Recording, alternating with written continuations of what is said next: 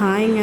இது தம்பி ஸ்கூல் போனதுக்கப்புறம் சரி கொஞ்ச நேரம் ரெஸ்ட் எடுக்கலாம்டான்னு உட்காரலான்னு நினச்சேங்க. அதுக்குள்ளே மேடம் வந்து, மம்மி நான் அவங்கள ரெஸ்ட் எடுக்க விட மாட்டேன்ற மாதிரி சுட்டித்தனம் நிறைய பண்ணிட்டு சுற்றிட்டு இருந்தாங்க.